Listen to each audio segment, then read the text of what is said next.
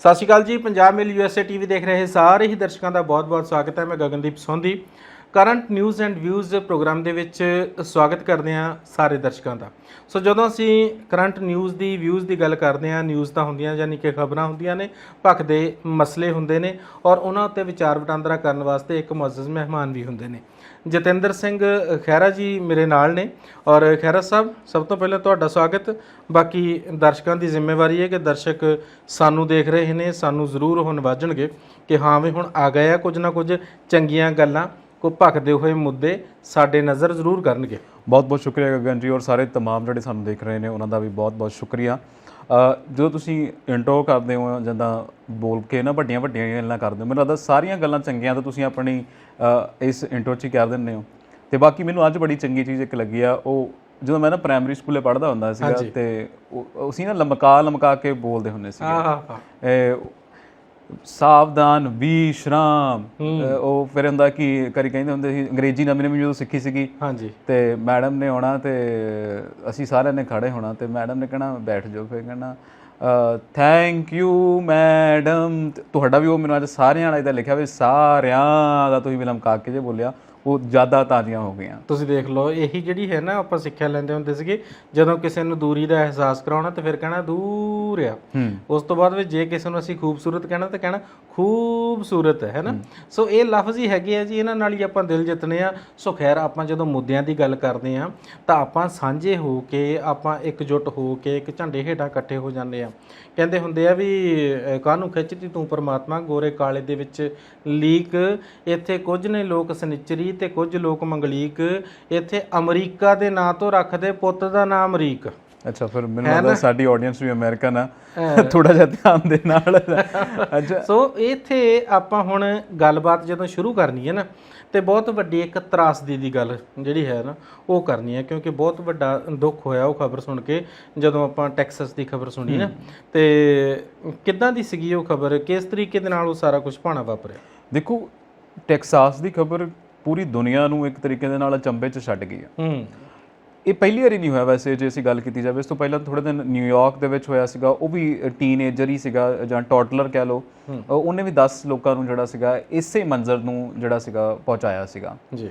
ਹੁਣ ਜਦੋਂ ਅਸੀਂ ਟੈਕਸਾਸ ਦੀ ਗੱਲ ਕਰਦੇ ਹਾਂ ਤੇ ਇਹ ਜਿਹੜਾ ਇਹ ਹੁਣ ਮੁੰਡਾ ਨਵਾਂ ਨਿਕਲਿਆ ਆ, ਇਹ ਵੀ ਸੇਮ ਉਸੇ ਲੀਹ ਦੇ ਉੱਤੇ ਚੱਲਿਆ। 18 ਸਾਲਾਂ ਦਾ ਮੁੰਡਾ ਆ। ਪਰ ਮੈਂ ਕੱਲ੍ਹ ਵੀ ਜਿੱਦਣ ਪਹਿਲੇ ਦਿਨ ਇਹ ਘਟਨਾ ਹੋਈ, ਮੈਂ ਉਦੋਂ ਵੀ ਇਹ ਕਿਹਾ ਸੀਗਾ ਕਿ ਤੁਸੀਂ ਜਦੋਂ ਕੰਡੇ ਬੀਜਦੇ ਆ ਤਾਂ ਫੁੱਲਾਂ ਦੀ ਆਸ ਨਹੀਂ ਕਰਨੀ ਚਾਹੀਦੀ। ਬਿਲਕੁਲ, ਹੈ ਨਾ। ਤੁਸੀਂ ਜੇ ਕੰਡੇ ਬੀਜਿਆ ਤਾਂ ਕੰਡੇ ਹੀ ਮਿਲਦੇ ਆ, ਕਿਉਂਕਿ ਕੁਦਰਤ ਦਾ ਅਸੂਲ ਹੈ। ਜੇ ਤੁਸੀਂ ਹਾਸੇ ਵੰਡਦੇ ਹੋ ਹਾਸੇ ਮਿਲਦੇ ਆ, ਦੁੱਖ ਵੰਡਦੇ ਹੋ ਦੁੱਖ ਮਿਲਦੇ ਆ। ਜਿੱਦਾਂ ਦਾ ਬੀਜਣਾ ਉੱਦਾਂ ਦਾ ਹੀ ਕੱਟਣਾ, ਇਹ ਤੇ ਚਲਦੀ ਆਈ ਆ। ਹੁਣ ਅਮਰੀਕਾ ਦੁਨੀਆ ਭਰ ਦੇ ਵਿੱਚ ਹਥਿਆਰਾਂ ਦੇ ਲਈ ਜਾਣਿਆ ਜਾਂਦਾ। ਉੱਥੇ ਇੱਕ ਰੂਲ ਆ, ਸ਼ਾਇਦ ਤੁਹਾਨੂੰ ਵੀ ਗਗਨ ਜੀ ਪਤਾ ਹੋਵੇਗਾ, ਕਿ 21 ਸਾਲ ਤੋਂ ਪਹਿਲਾਂ ਤੁਸੀਂ ਲਿਕਰ ਨਹੀਂ ਖਰੀਦ ਸਕਦੇ, ਸ਼ਰਾਬ ਨਹੀਂ ਖਰੀਦ ਸਕਦੇ, ਹੈ ਨਾ। ਅਤੇ ਪਰ ਜਦੋਂ ਉੱਥੇ ਤੁਹਾਡਾ ਲਾਇਸੈਂਸ ਵਗੈਰਾ ਦੇਖਿਆ ਜਾਂਦਾ, ਤੁਹਾਡੀ ਆਈਡੈਂਟੀਟੀ ਦੇਖੀ ਜਾਂਦੀ ਆ ਜਦੋਂ ਤੁਸੀਂ ਲੈਣ ਜਾਂਦੇ ਹੋ। ਹਾਂਜੀ। ਪਰ ਉੱਥੇ ਤੁਸੀਂ ਹਥਿਆਰ ਖਰੀਦ ਸਕਦੇ ਹੋ 18 ਸਾਲ ਤੋਂ ਥੱਲੇ। ਜਦੋਂ ਤੱਕ ਤੁਸੀਂ 18 ਸਾਲਾਂ ਦੇ ਹੋਗੇ ਤੁਸੀਂ ਹਥਿਆਰ ਖਰੀਦ ਸਕਦੇ ਹੋ ਜੀ। ਸੋ ਇਹ ਤਰਾਸਦੀ ਤਾਂ ਹੈ, ਕਿਉਂਕਿ ਜਿਹੜੀ ਚੀਜ਼ ਜਿੱਥੇ ਜ਼ਿਆਦਾ ਆ ਉੱਥੇ ਹੀ ਉਹਦਾ ਅਸਰ ਜ਼ਿਆਦਾ ਹੋਣਾ ਹੈ। ਹੁਣ ਦੁਨੀਆ ਨੂੰ ਹਥਿਆਰ ਵੇਚਣੇ ਤਾਂ ਅਸੈਂਬਲ ਤਾਂ ਉੱਥੇ ਹੀ ਹੋਣੇ ਆ। ਕੋਲਿਆਂ ਦੀ ਦਲਾਲੀ ਦੇ ਵਿੱਚ ਆਪਣਾ ਮੂੰਹ ਤਾਂ ਕਾਲਾ ਹੋਣਾ ਹੀ ਆ। ਮੂੰਹ ਤਾਂ ਕਾਲਾ ਹੋਣਾ ਹੀ ਆ। ਹੁਣ ਜੇ ਅਸੀਂ ਚਾਈਨਾ ਦੀ ਗੱਲ ਕਰਦੇ ਹਾਂ, ਅਸੀਂ ਕਹਿੰਦੇ ਚਾਈਨੀਜ਼ ਆਰ ਬੜੇ ਟੈਕਨੋਲੋਜੀ ਦੇ ਵਿੱਚ ਬੜੇ ਹੱਥ ਉਹਨਾਂ ਦੇ ਚੰਗੇ ਆ। ਹਾਂਜੀ। ਤੇ ਉਹ ਘਰ ਬੈਠੇ ਕਹਿੰਦੇ ਜੀ ਕੰਪਿਊਟਰ ਬਣਾ ਲੈਂਦੇ ਆ, ਉਹਨਾਂ ਦੇ ਡਾਈਨਿੰਗ ਟੇਬਲ ਤੇ ਕੰਪਿਊਟਰ ਪਿਆ ਹੁੰਦਾ ਹੈ, ਮਤਲਬ ਟੈਕਨੋਲੋਜੀ ਦੇ ਨਾਲ ਇੰਨੇ ਆ। ਪੰਜਾਬ ਦੀ ਗੱਲ ਕਰ ਲਈਏ, ਅਸੀਂ ਐਗਰੀਕਲਚਰ ਬੈਕਗਰਾਊਂਡ ਤੋਂ ਆਉਂਦੇ ਹਾਂ, ਖੇਤੀਬਾੜੀ ਤੋਂ ਆਉਂਦੇ ਹਾਂ। ਇੱਥੇ ਅਸੀਂ ਖੇਤਾਂ ਦੇ ਵਿੱਚ ਸਾਨੂੰ ਸਾਰੀਆਂ ਚੀਜ਼ਾਂ ਪਤਾ ਹੁੰਦੀਆਂ। ਆਲੂ ਘਰਾਂ ਦੇ ਵਿੱਚ ਆਮ ਪਏ ਹੁੰਦੇ ਆ, ਕਣਕ ਸਾਡੇ ਕੋਲੇ ਜਿੰਨੀ ਲੋੜ ਹੁੰਦੀ ਉਹ ਤੋਂ ਜ਼ਿਆਦਾ ਪਈ ਹੁੰਦੀ ਆ। ਸੋ ਇਹੀ ਅਮਰੀਕਾ ਦੇ ਵਿੱਚ ਫਿਰ ਹਥਿਆਰ ਆ, ਅਤੇ ਹਥਿਆਰ ਉਨੇ ਜ਼ਿਆਦਾ ਲੋਕਾਂ ਦੇ ਕੋਲ ਜਿੰਨੇ ਲੋੜ ਨਹੀਂ ਹੁੰਦੀ ਉਹ ਤੋਂ ਜ਼ਿਆਦਾ ਆ। ਹੁਣ ਅਮਰੀਕਨ ਆਬਾਦੀ ਦੀ ਗੱਲ ਕੀਤੀ ਜਾਵੇ ਤਾਂ ਗਗਨ ਜੀ, ਅਮਰੀਕਨ ਆਬਾਦੀ ਜਿਹੜੀ ਅੱਜ ਅਖਬਾਰਾਂ ਦੇ ਵਿੱਚ ਜਿਹੜੀ ਨਸ਼ਰ ਹੋਈ ਆ, ਉਹ ਕਹਿੰਦੇ ਜੀ 30 ਕਰੋੜ ਆਬਾਦੀ ਆ ਜੀ, ਅਤੇ ਲੋਕਾਂ ਦੇ ਕੋਲ 40 ਜਾਂ 44 ਕਰੋੜ ਦੇ ਹਥਿਆਰ ਆ। ਤੁਸੀਂ ਦੇਖ ਲਓ ਵੀ ਜਿਹੜੇ ਇਹ ਹਥਿਆਰ ਆ। ਫਿਰ ਉੱਥੇ ਇਹ ਵੀ ਗੱਲ ਆ ਕਿ ਪਿਛਲੇ ਕਈ ਦਹਾਕਿਆਂ ਤੋਂ 26,000 ਜਿਹੜੇ ਹਥਿਆਰ ਇੱਦਾਂ ਦੇ ਫੜੇ ਸੀਗੇ ਜਿਹੜੇ ਅਸੈਂਬਲ ਹਥਿਆਰ ਸੀਗੇ। ਓਕੇ। ਹੁਣ ਸਵਾਲ ਆਉਂਦਾ ਕਿ ਅਸੈਂਬਲ ਹਥਿਆਰ ਕੀ ਹੁੰਦੇ ਆ? ਅਸੈਂਬਲ ਹਥਿਆਰ ਹੁੰਦੇ ਕਿ ਤੁਸੀਂ ਪਾਰਟ ਮੰਗਾ ਲੈਂਦੇ ਆ ਤੇ ਪਾਰਟਸ ਮੰਗਾ ਕੇ ਅਸੈਂਬਲ ਕਰ ਲਓ ਜੀ ਜੀ। ਕਿਉਂਕਿ ਹੁਣ ਜਦੋਂ ਅਸੀਂ ਕਹਿੰਦੇ ਆ ਕਿ ਲਾਇਸੈਂਸ ਹਥਿਆਰ ਜਾਂ ਫਿਰ ਉਹ ਟਰੈਕਿੰਗ ਹਥਿਆਰ ਜਿਹੜੇ ਅਸੀਂ ਬਿਲਡ ਲੈਂਦੇ ਆ, ਉਹ ਹਰ ਹਥਿਆਰ ਦੇ ਉੱਤੇ ਅਮਰੀਕਾ ਦਾ ਸਿਸਟਮ ਬਹੁਤ ਚੰਗਾ ਆ। ਚਾਹੇ ਤੁਸੀਂ ਗੱਡੀ ਲਓ ਚਾਹੇ ਤੁਸੀਂ ਕੋਈ ਵੀ ਪੁਰਜਾ ਲਓ, ਚਾਹੇ ਤੁਸੀਂ ਕਢਾਉਣਾ ਲੈ ਲਓ ਜੀ, ਹਰ ਚੀਜ਼ ਦੇ ਉੱਤੇ ਨਾ ਇੱਕ ਚੈਸੀ ਨੰਬਰ ਜਿਹਨੂੰ ਅਸੀਂ ਕਹਿੰਦੇ ਆ ਨਾ, ਬਾਰਕੋਡ ਜਾਂ ਸੈਟ ਨੰਬਰ ਜਾਂ ਹੈ ਨਾ, ਜਿਹਨੂੰ ਸਪੇਅਰ ਪਾਰਟ ਨੰਬਰ ਅਸੀਂ ਕਹਿੰਦੇ ਆ, ਉਹ ਸਪੇਅਰ ਪਾਰਟ ਨੰਬਰ ਹੁੰਦਾ ਹੈ ਜੀ। ਹੁਣ ਇਹਦੇ ਉੱਤੇ ਉਹ ਜਿਹੜੇ ਤਾਂ ਬਿਲਡ ਲੈਂਦੇ ਪੂਰੀ ਤਰ੍ਹਾਂ ਬਣੇ ਲੈਂਦੇ ਉਹਨਾਂ ਦੇ ਉੱਤੇ ਤਾਂ ਸਪੇਅਰ ਪਾਰਟ ਨੰਬਰ ਹੁੰਦਾ ਆ ਹਾਂਜੀ, ਪਰ ਜਿਹੜੇ ਅਸੈਂਬਲ ਕੀਤੇ ਹੁੰਦੇ ਇਹਨਾਂ ਦੇ ਉੱਤੇ ਸਪੇਅਰ ਪਾਰਟ ਨੰਬਰ ਵੀ ਨਹੀਂ ਹੈ। ਸੋ ਫਿਰ ਇਹਨਾਂ ਨੂੰ ਸੰਭਾਲਣਾ, ਇਹਨਾਂ ਨੂੰ ਪੁੱਛਗਿੱਛ ਕਰਨੀ, ਇਹਨਾਂ ਦਾ ਪਤਾ ਲਗਾਉਣਾ, ਟਰੈਕਿੰਗ ਕਰਨੀ ਬਹੁਤ ਔਖੀ ਹੈ। ਤੁਸੀਂ ਦੇਖ ਲਓ ਵੀ ਜਦੋਂ ਨਾ ਅਸੀਂ ਹੁਣ ਤਾਂ ਆਪਾਂ ਅਮਰੀਕਾ ਦੀ ਗੱਲ ਕਰਦੇ ਹਾਂ, ਪਰ ਉਹਦੇ ਨਾਲ ਨਾਲ ਅਸੀਂ ਪੰਜਾਬ ਦੀ ਜਦੋਂ ਆਪਾਂ ਗੱਲ ਕਰਦੇ ਹਾਂ ਤੇ ਸਾਡੇ ਬੜੇ ਨਾ ਦਿਲ ਨਰਮ ਆ, ਭਾਈਚਾਰੇ ਨਾਲ ਭਰੇ ਹੋਏ ਆ, ਪਿਆਰ ਨਾਲ ਭਰੇ ਹੋਏ ਆ। ਉਹ ਬੰਦਾ ਕਿਤੇ ਕਿਉਂ ਮਿਹਾਰ ਸੀ ਤੇ ਉਹ ਬਣਾਉਣ ਲੱਗ ਪਿਆ ਚਿਲਮ, ਤੇ ਫਿਰ ਉਹਦੇ ਮਨ ਦੇ ਵਿੱਚ ਆਇਆ ਯਾਰ ਇਹ ਚਿਲਮ ਨਾਲੋਂ ਮੈਂ ਕਿਉਂ ਨਾ ਘੜਾ ਪਾਣੀ ਦਾ ਬਣਾ ਦਿਆਂ, ਹੈਨਾ।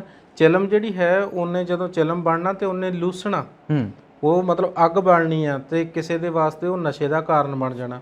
ਤਾਂ ਜੇ ਮੈਂ ਘੜਾ ਬਣਾ ਦਿੱਤਾ ਤਾਂ ਸਾਰਿਆਂ ਨੇ ਸ਼ੀਤਲ ਜਲ ਪੀਣਾ, ਪਾਣੀ ਪੀਣਾ, ਹੈਨਾ। ਸੋ ਸਾਡੀ ਸੋਚ ਜਿਹੜੀ ਹੈਗੀ ਆ ਅਮਰੀਕਾ ਦੀ ਸੋਚ ਨਾਲੋਂ ਅਲੱਗ ਹੈ।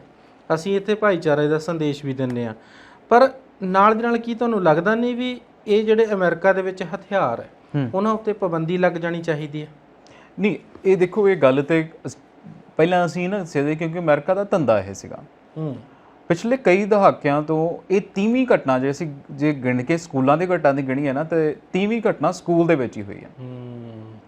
ਔਰ ਇਹ ਘਟਨਾਵਾਂ ਇਦਾਂ ਨਹੀਂ ਹੈਗੀਆਂ ਵੀ ਕਿਸੇ ਟੈਰਰਿਸਟ ਨੇ ਕੀਤੀਆਂ, ਇਹਨਾਂ ਦੇ ਹੀ ਲੋਕ ਨੇ। ਕਿਉਂਕਿ ਜਦੋਂ ਅਸੀਂ ਗੱਲ ਨਾ ਡਿਵੈਲਪ ਕੰਟਰੀਜ਼ ਦੀ ਕਰਦੇ ਹਾਂ, ਉਹ ਕੰਟਰੀ ਜਿਹੜੀਆਂ ਫਸਟ ਵਰਲਡ ਕੰਟਰੀਜ਼ ਆਉਂਦੀਆਂ, ਜਿਹਨੂੰ ਅਸੀਂ ਕਹਿੰਦੇ ਹਾਂ ਕਿ ਉਹਨਾਂ ਕੋਲੇ ਸਾਰੇ ਸੋਰਸਿਸ ਨੇ ਜੀ, ਇਹਨਾਂ ਦੇ ਵਿੱਚ ਨਾ ਇੱਕ ਆਇਡੈਂਟੀਟੀ ਕ੍ਰਾਈਸਿਸ ਨਾਂ ਦੀ ਇੱਕ ਬੜੀ ਚੀਜ਼ ਆ, ਜੋ ਵੱਡੀਆਂ ਅਖਬਾਰਾਂ ਲਿਖਦੀਆਂ ਨੇ ਕਿ ਮਾਪੇ ਦੋਵੇਂ ਕੰਮ ਤੇ ਹੁੰਦੇ ਆ, ਜਵਾਕ ਪਿੱਛੋਂ ਕੱਲਾ।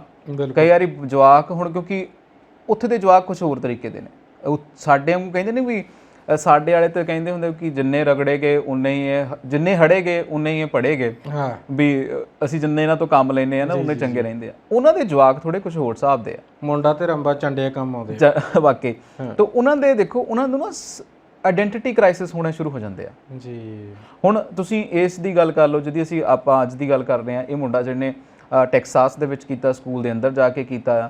ਹੁਣ ਇਹ ਮੁੰਡਾ ਜਿਹੜਾ ਆ, ਇਹ ਪਹਿਲਾਂ ਆਪਣੀ ਦਾਦੀ ਨੂੰ ਗੋਲੀ ਮਾਰ ਗਿਆ, ਹਾਲਾਂਕਿ ਹੁਣ ਦਾਦੀ ਪਤਾ ਨਹੀਂ ਬਚੀ ਹੈ ਕਿ ਨਹੀਂ, ਕਿਉਂਕਿ ਅੱਜ ਖਬਰਾਂ ਜਿਹੜੀਆਂ ਹਾਲੇ ਤੱਕ ਉਹਦੇ ਉੱਤੇ ਕੋਈ ਨਸ਼ਰ ਨਹੀਂ ਹੋਈਆਂ। ਹੁਣ ਇਹ ਮੈਂਟਲ ਤਰੀਕੇ ਦੇ ਨਾਲ ਬਿਮਾਰ ਸੀਗਾ। ਇਸ ਤੋਂ ਪਹਿਲਾਂ ਨਿਊਯਾਰਕ ਵਾਲਾ ਵੀ ਉਹਨੂੰ ਇੱਦਾਂ ਕਿਹਾ ਜਾ ਰਿਹਾ। ਮਤਲਬ ਹੁਣ ਅਸੀਂ ਇਹਦਾ ਸਾਈਕੋਲੋਜੀ ਪੱਖ ਜਿਹੜਾ ਹੈ ਉਹ ਦੇਖ ਰਹੇ ਹਾਂ। ਹੁਣ ਤੁਸੀਂ ਕਹਿੰਦੇ ਪਾਬੰਦੀਆਂ ਦੀ ਜੀ, ਜੋ ਬਾਈਡਨ ਸਾਹਿਬ ਨੇ ਇਹਨਾਂ ਘਟਨਾ ਦੇ ਮੱਦੇਨਜ਼ਰ ਕਹਿ ਦਿੱਤਾ ਸੀ ਕਿ ਸਾਨੂੰ ਪਾਬੰਦੀਆਂ ਲਾਉਣੀਆਂ ਹੀ ਪੈਣੀਆਂ। ਹੁਣ ਉਹ ਹਾਊਸ ਆਫ ਜਿਹੜਾ ਕਾਮਨਸ ਆ ਉਹਦੇ ਉੱਤੇ ਵੀ ਇਹਦੇ ਉੱਤੇ ਕਰਨਗੇ ਗੱਲਬਾਤ, ਐਮਰਜੈਂਸੀ ਜਾਏਗੀ ਔਰ ਬਹੁਤ ਜਲਦੀ ਇਹਦੇ ਉੱਤੇ ਲੱਗ ਜਾਓ, ਕਿਉਂਕਿ ਅਮਰੀਕਾ ਵਰਗਾ ਮੁਲਕ ਹੈ। ਜਦੋਂ ਕਹਿੰਦੇ ਨੇ ਕਿ ਉੱਥੇ ਵੱਡੀ ਗੱਲ ਹੁੰਦੀ, ਹਲੇ ਵੀ ਸਿਸਟਮ ਅਮਰੀਕਾ ਤੋਂ ਅਸੀਂ ਸਲਾਹਾਂ ਲੈਂਦੇ ਹਾਂ, ਦੇਖਦੇ ਹਾਂ, ਮੁਤਾਸਰ ਹੁੰਦੇ ਹਾਂ। ਤੇ ਅਮਰੀਕਾ ਵਰਗਾ ਮੁਲਕ ਜਿਹੜਾ, ਕਿਉਂਕਿ ਕੱਲ ਘਟਨਾ ਹੋਈ ਆ, ਅੱਜ ਉਹਨਾਂ ਨੇ ਕਹਿ ਦਿੱਤਾ ਕਿ ਅਸੀਂ ਪਾਬੰਦੀਆਂ ਲਾਉਣ ਦੇ ਲਈ ਤਿਆਰ ਹਾਂ, ਅਸੀਂ ਇਹਦੇ ਸਿਸਟਮ ਦੇ ਉੱਤੇ ਕੰਮ ਕਰਾਂਗੇ, ਕਿਉਂਕਿ ਇਹ ਪਾਬੰਦੀ ਇੱਕ ਸਿਸਟਮ ਦੇ ਵਿੱਚ ਲੱਗਣੀ ਜੀ। ਕਿਉਂਕਿ ਉੱਥੇ ਹਥਿਆਰ, ਮਤਲਬ ਆਪਾਂ ਪਹਿਲਾਂ ਗੱਲ ਕਰ ਚੁੱਕੇ ਕਿ ਹਥਿਆਰ ਇੱਕ ਤਾਂ ਮਾਤਰਾ ਬਹੁਤ ਹੈ ਹਾਂਜੀ, ਇੱਕ ਹਥਿਆਰਾਂ ਦੇ ਪਾਰਟ ਤੁਸੀਂ ਆਨਲਾਈਨ ਮੰਗਾ ਕੇ ਅਸੈਂਬਲ ਕਰ ਸਕਦੇ ਆ। ਸੋ ਘਰ ਦੇ ਵਿੱਚ ਜਿੱਦਾਂ ਹੁਣ ਅਸੀਂ ਫਲਾਨੀ ਈਬੇ ਤੋਂ ਕੱਪੜੇ ਮੰਗਾ ਲੈਂਦੇ ਨਾ, ਸਾਡੇ ਨਿਆਣੇ ਤੇ ਕੱਪੜੇ ਮੰਗਾ ਲੈਂਦੇ ਆ ਜੀ ਜੀ, ਉੱਥੇ ਇਹ ਹਥਿਆਰ ਜਿਹੜੇ ਨੇ, ਜਿੱਦਾਂ ਇੱਥੇ ਪੰਜਾਬ ਦੇ ਵਿੱਚ, ਇੰਡੀਆ ਦੇ ਵਿੱਚ ਆਲੂ ਪਿਆਜ਼ ਵਿਕਦੇ ਨੇ, ਇਦਾਂ ਵਿਕਦੇ ਆ। ਸੋ ਇਹਨਾਂ ਦੇ ਉੱਤੇ ਪਾਬੰਦੀ ਲਗਾਉਣੀ ਤੇ ਬਹੁਤ ਜ਼ਰੂਰੀ ਹੈ, ਕਿਉਂਕਿ ਗਨ ਕਲਚਰ ਜਿਹੜਾ ਅਮਰੀਕਾ ਦਾ, ਉਹ ਪੂਰੀ ਦੁਨੀਆ ਦੇ ਵਿੱਚ ਜਿਹੜਾ ਆ ਉਹ ਜਾਣਿਆ ਜਾਂਦਾ। ਸੋ ਇਹਨੂੰ ਕਰਬ ਕਰਨਾ, ਇਹਦੇ ਉੱਤੇ ਰੋਕ ਲਾਉਣੀ ਇੱਕ ਸਮੇਂ ਦੀ ਮੰਗ ਵੀ ਹੈ। ਮਤਲਬ ਇਹਦੇ ਉੱਤੇ ਚੈੱਕਸ ਹੋਣੇ ਚਾਹੀਦੇ ਆ, ਕਿਸੇ ਤਰੀਕੇ ਵੀ ਹੋਣ। ਇਸ ਗੱਲ ਦੀ ਹਾਮੀ ਹਾਊਸ ਆਫ ਲਾਰਡਸ ਦੇ ਕੁਝ ਜਿਹੜੇ ਹੈਗੇ ਮੈਂਬਰ, ਉਹਨਾਂ ਨੇ ਵੀ ਭਰੀ ਆ, ਕਾਂਗਰਸ ਦੇ ਜਿਹੜੇ ਮੈਂਬਰਸ ਹੈਗੇ ਉਹਨਾਂ ਨੇ ਵੀ ਭਰੀ ਆ। ਫਿਰ ਨਾਲ ਦੇ ਨਾਲ ਆਪਾਂ ਜੇ ਕਮਲਾ ਹੈਰਿਸ ਦੀ ਗੱਲ ਕਰ ਲਈਏ, ਉਹਨਾਂ ਨੇ ਵੀ ਕਹਿ ਦਿੱਤਾ ਵੀ, ਕਮਲਾ ਹੈਰਿਸ ਨੇ ਜਿਸ ਦਿਨ ਘਟਨਾ ਹੋਈ ਸੀ ਉਸ ਦਿਨ ਵੀ ਕਿਹਾ ਸੀ ਕਿ ਬਹੁਤ ਮੰਦਭਾਗਾ ਹੈ। ਸੋ ਇਹ ਸਾਰੀਆਂ ਚੀਜ਼ਾਂ ਜਿਹੜੀਆਂ ਨੇ ਉਹ ਕਿਤੇ ਨਾ ਕਿਤੇ ਇਸ ਗੱਲ ਦੀਆਂ ਸੂਚਕ ਬਣਦੀਆਂ ਆ ਵੀ ਆਉਣ ਵਾਲੇ ਸਮੇਂ ਦੇ ਵਿੱਚ ਹੋ ਸਕਦਾ ਹਥਿਆਰਾਂ ਦੀ ਦੌੜ ਦੇ ਵਿੱਚ ਅਮਰੀਕਾ ਜਿਹੜਾ ਹੈਗਾ ਉਹ ਆਪਣੀ ਸਪੀਡ ਨੂੰ ਥੋੜ੍ਹਾ ਜਿਹਾ ਘਟਾ ਵੀ ਲਊਗਾ। ਪਰ ਹੁਣ ਆਪਾਂ ਪੰਜਾਬ ਦੇ ਵਿੱਚ ਵਾਪਸ ਜੇ ਆ ਜਾਈਏ, ਤੇ ਫਰੀਦਕੋਟ ਇੱਕ ਇਲਾਕਾ ਤੇ ਉੱਥੋਂ ਦੀ ਜਿਹੜੀ ਜੇਲ੍ਹ ਹੈ ਉਹਦੇ ਸੁਪਰਡੈਂਟ ਨੂੰ ਸਸਪੈਂਡ ਕਰ ਦਿੱਤਾ ਗਿਆ। ਮਤਲਬ ਜੇ ਮੈਂ ਹੁਣ ਦੂਸਰੇ ਲਫ਼ਜ਼ਾਂ ਵਿੱਚ ਕਹਾਂ ਤੇ ਉਹ ਹੁਣ ਘਰ ਬੈਠ ਕੇ ਆਰਾਮ ਦੇ ਨਾਲ ਅੱਧੀ ਤਨਖਾਹ ਲੈ ਕੇ ਏਸੀ 'ਚ ਬੈਠ ਕੇ ਤਾਂ ਇੰਜੋਏ ਕਰੂ, ਹੈ ਨਾ। ਤੇ ਹਰਜੋਤ ਸਿੰਘ ਬੈਂਸ ਹੋਰਾਂ ਨੇ ਉਹਨੂੰ ਸਸਪੈਂਡ ਕੀਤਾ। ਸੋ ਇਹਨੂੰ ਕਿਸ ਨਿਗਾਹ ਨਾਲ ਆਪਾਂ ਦੇਖਾਂਗੇ ਵੀ ਕੀ ਕਾਰਨ ਸੀਗੇ ਤੇ ਕਿਸ ਤਰੀਕੇ ਦੇ ਨਾਲ ਕੀ ਇਹ ਸਸਪੈਂਡ ਤੱਕ ਹੀ ਸੀਮਿਤ ਰਹਿਣਾ ਚਾਹੀਦਾ ਸੀ ਜਾਂ ਫਿਰ ਇਹਨੂੰ ਪੂਰੀ ਤਰ੍ਹਾਂ ਦੇ ਨਾਲ ਬਰਖਾਸਤ ਡਿਸਮਿਸ ਕਰ ਦੇਣਾ ਚਾਹੀਦਾ ਸੀ? ਅੱਛਾ, ਅਸੀਂ ਗਗਨ ਜੀ ਇਸ ਗੱਲ ਤੋਂ ਪਹਿਲਾਂ ਨਾ ਇੱਕ ਗੱਲ ਜ਼ਰੂਰ ਆਪਾਂ ਕਹਿੰਦੇ ਹੁੰਦੇ ਆ ਕਿ ਗਾਣਿਆਂ ਨੂੰ ਲੈ ਕੇ ਨਾ ਪੰਜਾਬ ਦਿਆਂ ਨੂੰ ਬੜਾ ਕੁਝ ਕਿਹਾ ਜਾਂਦਾ ਸੀ ਵੀ ਗਾਣਿਆਂ ਨੇ ਆਹ ਕਰਤਾ, ਗਾਣਿਆਂ ਨੇ ਉਹ ਕਰਤਾ। ਮੈਨੂੰ ਲੱਗਦਾ ਇਹ ਇੱਕ ਛੋਟੀ ਜਿਹੀ ਘਟਨਾ ਹੈ ਜਿਹਨੇ ਇਹ ਸਭ ਕੁਝ ਬਿਆਨ ਕਰ ਦਿੱਤਾ। ਜੇ ਸਾਡੇ ਦੇਖਣ ਵਾਲਿਆਂ ਨੇ ਇਹ ਵੀਡੀਓ ਕਿਤੇ ਦੇਖੀ ਹੋਊਗੀ ਜਿਹਦੀ ਮੈਂ ਗੱਲ ਕਰ ਰਿਹਾ, ਪੂਰੀ ਤਫਸੀਲ ਦੇ ਵਿੱਚ ਅਸੀਂ ਗੱਲ ਕਰਾਂਗੇ, ਤਾਂ ਇਹ ਤੁਹਾਨੂੰ ਇੱਕ ਖਬਰ ਜੇ ਤੁਸੀਂ ਦੇਖੀ ਹੋਗੀ ਨਾ ਤਾਂ ਤੁਹਾਨੂੰ ਲੱਗਦਾ ਹੋਊਗਾ ਕਿ ਵਾਕਈ ਇਹ ਗਰਕੇ ਹੋਏ ਤੇ ਗਨ ਹਥਿਆਰਾਂ ਨੂੰ ਪ੍ਰਮੋਟ ਕਰਨ ਵਾਲੇ ਗਾਣੇ ਜਿਹੜੇ ਨੇ ਨਾ ਇਹ ਸਾਨੂੰ ਕਿੱਥੇ ਲੈ ਕੇ ਆ ਗਏ। ਜਵਾਕ ਜਿਹਾ ਮੁੰਡਾ ਆ ਜੀ, ਆਰਮੈਕਸ ਦੇ ਅੰਦਰ ਜਿਹੜਾ ਆ ਉਹ ਫਰੀਦਕੋਟ ਜੇਲ੍ਹ ਦੇ ਵਿੱਚ ਸੀਗਾ। ਅੱਛਾ ਜੀ।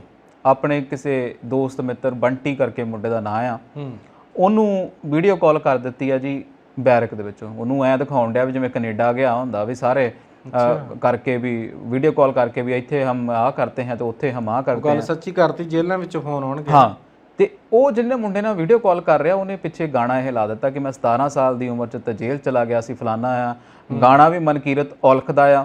ਸੋ ਇਹ ਮੈਂ ਤਾਂ ਪਹਿਲਾਂ ਸ਼ੁਰੂ ਤੋਂ ਗੱਲ ਕਰਨ ਤੋਂ ਕੀਤਾ ਸੀ ਵੀ ਤੁਸੀਂ ਹਿਸਾਬ ਲਾ ਸਕਦੇ ਹੋ ਕਿ ਸਾਈਕੀ ਮੁੰਡਿਆਂ ਦੀ ਕਿੱਥੇ ਜਾਣ ਡਈ ਆ, ਕਿਉਂਕਿ ਕਿਤੇ ਉਹ ਨਹੀਂ ਲੱਗਦਾ ਕਿ ਜਾਂ ਤਾਂ ਉਹ ਦਿਖਾਉਣ ਵਾਲੇ ਨੂੰ ਪੰਗਾ ਆ, ਹਾਂਜੀ, ਜਾਂ ਉਹ ਦੇਖਣ ਵਾਲੇ ਨੂੰ ਪੰਗਾ। ਜਦੋਂ ਸੋਸ਼ਲ ਮੀਡੀਆ ਤੇ ਪਾਈ ਤੇ ਫਿਰ ਵਾਇਰਲ ਹੋ ਗਈ। ਪਰ ਤੁਸੀਂ ਦੇਖ ਲਓ ਪੰਜਾਬ ਕਿੱਥੇ ਜਾਣ ਡਿਆ ਆ। ਅਸੀਂ ਇੱਕ ਬੰਨੇ ਤਾਂ ਕਹਿੰਦੇ ਆ ਮੈਂ ਫੈਨ ਭਗਤ ਸਿੰਘ ਦਾ, ਤੇ ਦੂਸਰੇ ਬੰਨੇ ਮੈਂ 16 ਸਾਲਾਂ 17। ਤੂੰ ਇਨਕਲਾਬੀ ਤੇ ਨਹੀਂ ਗਿਆ ਸੀ ਨਾ, ਹਨਾ? ਜੇ ਉਹ ਇਨਕਲਾਬੀ ਸੀਗੇ, ਤੁਸੀਂ ਇਨਕਲਾਬੀ ਤੇ ਨਹੀਂ ਗਏ ਹੈਗੇ। ਫਿਰ ਅਸੀਂ ਕਹਿੰਦੇ ਆ ਕਿ ਯਾਰ ਇਹਨਾਂ ਫਰਕ ਨਹੀਂ ਪੈਂਦਾ, ਗਨ ਕਲਚਰ ਨਾਲ ਕੀ ਫਰਕ ਪੈਂਦਾ? ਇਹ ਗਨ ਕਲਚਰ ਦੀ ਦੇਣ ਆ। ਦੇਖੋ, ਨਹੀਂ ਤਾਂ ਆਰਮਐਕਸ ਦੇ ਅੰਦਰ ਜਵਾਕ ਅੰਦਰ ਹੋਵੇ ਤੇ ਪਿੱਛੇ ਆਪਣੇ ਯਾਰ ਦੋਸਤ ਨੂੰ ਕਰੇ ਤੇ ਯਾਰ ਦੋਸਤ ਸੋਸ਼ਲ ਮੀਡੀਆ ਤੇ ਪਾਉਂਦਾ ਫਿਰ ਜਿਵੇਂ ਪਤਾ ਨਹੀਂ ਕਿਹੜੀ ਅਚੀਵਮੈਂਟ ਕਰਕੇ ਬੈਠਾ, ਤੇ ਤੁਸੀਂ ਹਿਸਾਬ ਲਾ ਲਓ ਫਿਰ ਇਹ ਹੋਰ ਕਿਹਦੀ ਦੇਣਾ? ਮਤਲਬ ਅਸਲੇ ਦੀਆਂ ਧਰਾਵਾਂ ਲੱਗੀਆਂ ਹੋਈਆਂ ਉਹਦੇ ਉੱਤੇ। ਜੇਲ੍ਹ ਦੇ ਵਿੱਚ ਬੰਦ ਹੈ ਇੱਕ ਬੰਦਾ, ਤੇ ਉਸ ਤੋਂ ਬਾਅਦ ਵਿੱਚ ਉਹ ਜੇਲ੍ਹ ਦੇ ਵਿੱਚੋਂ ਲਾਈਵ ਹੋ ਕੇ ਜਾਂ ਫਿਰ ਉਹ ਵੀਡੀਓ ਭੇਜ ਰਿਹਾ ਬਣਾ ਕੇ। ਉਸ ਤੋਂ ਬਾਅਦ ਵਿੱਚ ਫਿਰ ਹੁਣ ਮੈਨੂੰ ਲੱਗਦਾ ਵੀ ਜੇਲ੍ਹ ਦੀ ਜਿਹੜੀ ਸੁਰੱਖਿਆ ਹੈ ਜਾਂ ਫਿਰ ਉਹਦਾ ਪ੍ਰਬੰਧ ਹੈ ਉਹਦੇ ਉੱਤੇ ਸਵਾਲੀਆ ਨਿਸ਼ਾਨ ਉੱਠਣੇ ਵੀ ਸਵਾਲੀਆ ਨਿਸ਼ਾਨ। ਦੇਖੋ, ਪਿੱਛੇ ਜੇ ਅਸੀਂ ਨਾਭਾ ਜੇਲ੍ਹ ਦੀ ਵੀ ਗੱਲ ਕਰਦੇ, ਦੇਖੋ ਇਹ ਸਭ ਨੂੰ ਪਤਾ ਫੋਨ ਤੇ ਅੰਦਰੋਂ ਹੁੰਦੇ ਆ। ਫੋਨ ਜੇਲ੍ਹਾਂ ਵਿੱਚ ਫੋਨ ਆਉਣਗੇ, ਕੋਈ ਲੱਭ ਕੋਈ ਸੁਨਿਆਰਾ ਤੇ ਮੈਂ ਜੱਟੀ ਨੇ ਬਣਾਉਣੇ ਕੰਗਣੇ, ਬੈਠਾ ਜੇਲ੍ਹ ਚੋਂ ਤੂੰ ਲੱਭ ਸੁਨਿਆਰਾ ਜੱਟੀ ਨੇ ਬਣਾਉਣੇ ਕੰਗਣੇ। ਇਦਾਂ ਦੇ ਗਾਣੇ ਜਿਹੜੇ ਨੇ ਨਾ ਇਹ ਬੜੇ ਇਦਾਂ ਲੱਗਦਾ ਕਿ ਪਤਾ ਨਹੀਂ ਕਲਚਰ ਹੈ ਇਹ ਜੀ। ਪੰਜਾਬ ਦਾ ਕਲਚਰ ਹੋ ਗਿਆ ਵੀ ਸ਼ਰਾਬਾਂ ਪੀਣੀਆਂ, ਗੰਨਾ ਜਿਹੜੇ ਆ ਹਥਿਆਰ, ਮਾਰੂ ਹਥਿਆਰ ਰੱਖਣੇ, ਤੇ ਬਸ ਆਪਣੇ ਟੌਰ ਠੱਪਾ ਬਣਾਈ ਰੱਖਣ ਦੇ ਲਈ ਨਾ ਅਸੀਂ ਜੇਲ੍ਹ ਵੀ ਚਲੇ ਜਾਂਦੇ ਤੇ ਸਾਨੂੰ ਕੋਈ ਫਰਕ ਨਹੀਂ ਪੈਂਦਾ ਜੀ। ਤਾਂ ਉੱਥੇ ਵੀ ਬੜਕਾ ਮਾਰਦੇ ਹਾਂ, ਅਸੀਂ ਉੱਥੇ ਵੀ ਬੜਕਾ ਮਾਰਦੇ ਹਾਂ। ਸੁਧਾਰ ਗ੍ਰਹਿ ਵਾਲੀ ਨਾਲ ਦੀ ਕੋਈ ਨਹੀਂ। ਵੀਵੀਆਈਪੀ ਕਲਚਰ ਪੰਜਾਬ ਦੇ ਉੱਤੇ ਇੰਨਾ ਭਾਰੂ ਹੈ ਨਾ। ਮੈਂ ਬੜਾ ਕਹਿੰਦਾ ਹੁੰਦਾ ਕਿ ਪੰਜਾਬ ਦਾ ਨੌਜਵਾਨ ਇੱਦਾਂ ਦਾ ਨੌਜਵਾਨ ਸੀ ਜਿਹਦੀਆਂ ਅਸੀਂ ਗੱਲਾਂ ਕਰਦੇ ਸੀ ਵੀ ਉਹ ਲੋਕ ਨੇ, ਉਹ ਪਰਵਾਨੇ ਨੇ ਜਿਹੜੇ ਦੁਨੀਆ ਦੇ ਉੱਤੇ ਰਾਜ ਕਰਦੇ ਰਹੇ, ਆਜ਼ਾਦੀਆਂ ਦਵਾਈਆਂ। ਫਿਰ ਜੇ ਅਸੀਂ ਸਾਰਾਗੜ੍ਹੀ ਦੀ ਗੱਲ ਕਰਦੇ ਹਾਂ ਤੇ ਇੱਕ ਪਤਾ ਨਹੀਂ ਕਿੱਡੀ ਵੱਡੀ ਮਿਸਾਲ ਜਿਹੜੀ ਆ ਉਹ ਮਤਲਬ ਹੋ ਸਕਦੀ ਆ। ਪਰ ਇਹ ਜਿਹੜਾ ਹੋਣ ਵਾਲਾ ਨੌਜਵਾਨ ਆ ਇਹ ਤਾਂ ਸੁੰਨ ਹੋ ਗਿਆ ਨਸ਼ੇ ਦੇ ਟੀਕਿਆਂ ਦਾ, ਜਿੱਦਾਂ ਸਲਾਈ ਨਹੀਂ ਹੁੰਦੇ ਨੌਜਵਾਨ ਨੂੰ। ਇਹ ਦੇਖੋ, ਇਹ ਹੁਣ ਪੰਜਾਬ ਦਾ ਕਲਚਰ ਆਪਾਂ ਗੱਲ ਕਰਦੇ ਹਾਂ। ਕਦੀ ਤਾਂ ਕਿਸੇ ਧਾਰਮਿਕ ਆਗੂ ਦਾ ਬਿਆਨ ਆ ਜਾਂਦਾ, ਹਾਂਜੀ, ਕਦੀ ਕਿਸੇ ਰਾਜਨੀਤਿਕ ਆਗੂ ਦਾ ਬਿਆਨ ਆ ਜਾਂਦਾ, ਕਿਸੇ ਸਮਾਜਿਕ ਤੌਰ ਦੇ ਉੱਤੇ ਕਿਸੇ ਮੋਹਤਬਾਰ ਬੰਦੇ ਦਾ ਬਿਆਨ ਆ ਜਾਂਦਾ। ਬਿਆਨਾਂ ਵਿੱਚ ਵੀ ਹਥਿਆਰਾਂ ਦੀਆਂ ਗੱਲਾਂ ਕਰਕੇ ਪੰਜਾਬ ਦੀ ਜਿਹੜੀ ਨਵੀਂ ਪੀੜ੍ਹੀ ਹੈ ਜੀ ਉਹਨਾਂ ਨੂੰ ਉਕਸਾ ਕੇ ਸੜਕਾਂ ਉੱਤੇ ਆਉਣ ਵਾਸਤੇ ਮਜਬੂਰ ਕਰਦੇ ਨੇ। ਭਾਈ ਆਪਣੇ ਡੱਬ ਦੇ ਵਿੱਚ ਪਿਸਟਲ ਰੱਖੋ, ਉਹ ਵੀ ਮਾਡਰਨ ਰੱਖੋ, ਚਾਹੇ ਜਿਹੜੇ ਮਰਜ਼ੀ ਰੱਖੋ, ਹੈ ਨਾ। ਸੋ ਕਿਤੇ ਨਾ ਕਿਤੇ ਇਹ ਸਵਾਲੀਆ ਨਿਸ਼ਾਨ ਸਾਡੇ ਪੰਜਾਬ ਦੀ ਅਮਨ ਸ਼ਾਂਤੀ ਵਾਸਤੇ ਖਤਰਾ ਆ। ਪਰ ਮਨਕੀਰਤ ਔਲਖ ਉਹਨਾਂ ਨੂੰ ਖੁਦ ਨੂੰ ਵੀ ਇਹ ਮਹਿਸੂਸ ਜਦੋਂ ਹੋਇਆ ਤਾਂ ਉਹਨਾਂ ਨੂੰ ਧਮਕੀ ਵੀ ਮਿਲੀ ਸੀਗੀ।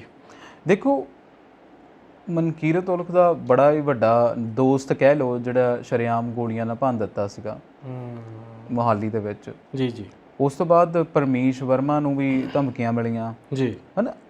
ਧਮਕੀਆਂ ਦੇਖੋ, ਇਹ ਮੈਨੂੰ ਲੱਗਦਾ ਕਿ ਕਿਤੇ ਨਾ ਤੁਸੀਂ ਜਦੋਂ ਇੱਕ ਮਾਹੌਲ ਕ੍ਰੀਏਟ ਕਰ ਦਿੰਦੇ ਆ ਫਿਰ ਦੁਬਾਰਾ ਉਹੀ ਗੱਲ ਆ ਕਿ ਫੁੱਲ ਬੀਜੋਗੇ ਤਾਂ ਫੁੱਲ ਮਿਲਦੇ, ਜਦੋਂ ਕੰਡੇ ਬੀਜੇ ਫਿਰ ਫੁੱਲਾਂ ਦੀ ਆਸ ਤਾਂ ਨਹੀਂ ਕੀਤੀ ਜਾਣੀ ਚਾਹੀਦੀ। ਬੜੇ ਮਾਵਾਂ ਦੇ ਪੁੱਤ ਅਸੀਂ ਗਵਾ ਦਿੱਤੇ ਆ, ਪਰ ਕਰਨ ਵੀ ਕੀ, ਕੋਈ ਰੋਕ ਹੀ ਨਹੀਂ ਗਈ।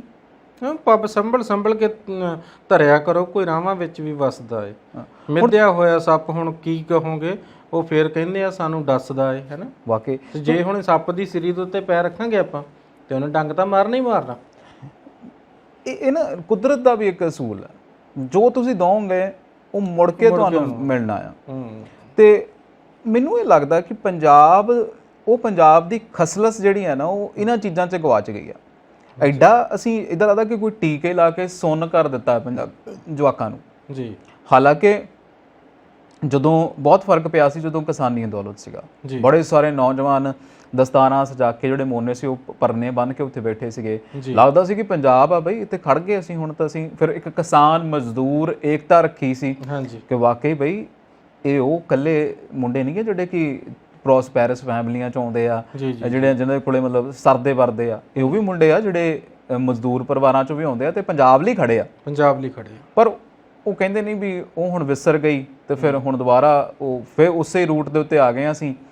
ਇਹ ਮਾੜੀ ਗੱਲ ਆ ਮੈਨੂੰ ਲੱਗਦਾ। ਜਦੋਂ ਤੁਸੀਂ ਕਹਿੰਦੇ ਹੋ ਕਿ ਆਗੂ ਜਿਵੇਂ ਤੁਸੀਂ ਗਿਆਨੀ ਹਰਪ੍ਰੀਤ ਸਿੰਘ ਹੁਣਾਂ ਦੀ ਗੱਲ ਕਰ ਰਹੇ ਹੋ ਕਿ ਲਾਇਸੈਂਸੀ ਹਥਿਆਰ ਰੱਖ ਲੈਣੇ ਚਾਹੀਦੇ ਆ, ਦੇਖੋ ਹਥਿਆਰ ਜਿਹੜਾ ਨਾ ਕੋਈ ਵੀ ਮਾਰੂਗਾ। ਔਰ ਜਦੋਂ ਲੜਾਈ ਹੁੰਦੀ ਨਾ, ਕਹਿੰਦੇ ਨਹੀਂ ਹੁੰਦੇ ਵੀ ਸਦੋਂ ਸਾਡੇ ਅਸੀਂ ਛੋਟੇ ਹੁੰਦੇ ਸੀਗੇ ਤੇ ਪਿੰਡਾਂ 'ਚ ਕਦੀ ਲੜਾਈ ਹੋ ਜਾਣੀ ਤਾਂ ਸਾਡੀ ਮਾਤਾ ਨੇ ਕਹਿਣਾ ਵੀ ਬਾਪੂ ਤੇਰਾ ਕਿਰਪਾਨ ਨਾ ਚੱਕ ਕੇ ਲੈ ਜਾ, ਇਹਨੂੰ ਜਾ ਉੱਪਰ ਵਾਲੇ ਕੋਠੇ ਵਾਲੀ ਬੈਠਕ 'ਚ ਰੱਖਿਆ। ਬਿਲਕੁਲ ਹੈ ਨਾ ਵੀ ਜਦੋਂ ਤੁਹਾਡੇ ਹੱਥ 'ਚ ਕਿਰਪਾਨ ਹੋਈ ਤੇ ਕਿਸੇ ਦੇ ਲੱਗ ਗਈ, ਉਹ ਉਦੋਂ ਤਾਂ ਗੁੱਸਾ ਦਾ ਪਤਾ ਨਹੀਂ ਲੱਗਦਾ, ਪਰ ਬਾਅਦ ਵਿੱਚ ਤਾਂ ਪਛਤਾਵਾ ਹੀ ਹੁੰਦਾ। ਕਹਿੰਦਾ ਵੀ ਜਦੋਂ ਗੋਲੀ ਚੱਲਦੀ ਆ ਤੇ ਉਹ ਕਿੰਨੀ ਕੁ ਮਾਰ ਕਰਦੀ ਹੈ, ਕਹਿੰਦਾ ਵੀ ਅੱਗੇ ਨੂੰ ਤਾਂ ਉਹ 100 ਮੀਟਰ ਤੱਕ ਹੀ ਕਰੂਗੀ, ਪਿੱਛੇ ਉਹ 15-20 ਕਿੱਲਿਆਂ ਤੱਕ ਕਰ ਜਾਂਦੀ ਆ। ਬੰਦੇ ਦੇ ਪਿੱਛੇ ਫਿਰ ਉਹ ਜਿਹੜੇ 15-20 ਕਿੱਲੇ ਹੁੰਦੇ ਉਹ ਸਾਰੇ ਵਿਕ ਵੀ ਜਾਂਦੇ ਆ, ਕਿਉਂਕਿ ਕੇਸ ਚੱਲਦੇ ਆ, ਫਿਰ ਮੌਤ ਦਾ ਕੇਸ ਚੱਲਣਾ, ਕਤਲ ਦਾ ਕੇਸ ਚੱਲਣਾ, ਚੁੱਲ੍ਹਿਆਂ ਦੇ ਵਿੱਚ ਘਾਹ ਉੱਗ ਜਾਣਾ, ਘਰ ਵਾਲੀਆਂ ਜਿਹੜੀਆਂ ਨੇ ਉਹ ਘਰਾਂ ਦੇ ਵਿੱਚ ਉਡੀਕਦੀਆਂ ਪਈਆਂ ਨੇ। ਫਿਰ ਉਸ ਤੋਂ ਬਾਅਦ ਵਿੱਚ ਧੀਆਂ ਭੈਣਾਂ ਉਹ ਵੀ ਜਵਾਨ ਹੋ ਗਈਆਂ ਬਿਨਾਂ ਬੰਦੇ ਤੋਂ, ਜੇਲ੍ਹਾਂ ਦੇ ਵਿੱਚ ਫਿਰ ਬੰਦ ਦੇ ਬੰਦ। ਮਤਲਬ ਕਿ ਇੱਕ ਗੋਲੀ ਨੇ ਅੱਗੇ ਨੂੰ ਤਾਂ ਚੱਲਣਾ ਹੁੰਦਾ ਸਿਰਫ 100 ਮੀਟਰ ਤੱਕ ਜਾਂ ਕੁਝ ਮੀਟਰ ਤੱਕ ਜਿੰਨੀ ਕੁ ਉਹਦੀ ਪਹੁੰਚ ਹੁੰਦੀ ਆ, ਪਰ ਪਿੱਛੇ ਤੱਕ ਉਹ 15-20 ਕਿੱਲਿਆਂ ਤੱਕ ਚੱਲ ਜਾਂਦੀ ਆ। ਮਤਲਬ ਸਭ ਕੁਝ ਹੀ ਵਿਕ ਜਾਂਦਾ। ਨਾਲੇ ਹੁਣ ਗਗਨ ਜੀ ਇਹ ਦੇਖੋ, ਇਹ ਜੰਗਲ ਰਾਜ ਤਾਂ ਹੈ ਨਹੀਂ, ਤੇ ਫਿਰ ਇਹਦਾ ਮਤਲਬ ਬਿਆਨ ਦੇਣ ਲੱਗੇ ਸੋਚਣਾ ਚਾਹੀਦਾ ਸਭ ਨੂੰ। ਵਾਕਈ ਜਦੋਂ ਦੇਖੋ ਅਸੀਂ ਇਹ ਨਹੀਂ ਕਹਿੰਦੇ ਹੈਗੇ ਨਾ, ਗੁਰੂ ਸਾਹਿਬਾਨ ਨੇ ਸਾਨੂੰ ਮੇਰੀ ਪੀਰੀ ਦੀਆਂ 2 ਤਲਵਾਰਾਂ ਦਿੱਤੀਆਂ ਨਾ। ਹਾਂਜੀ।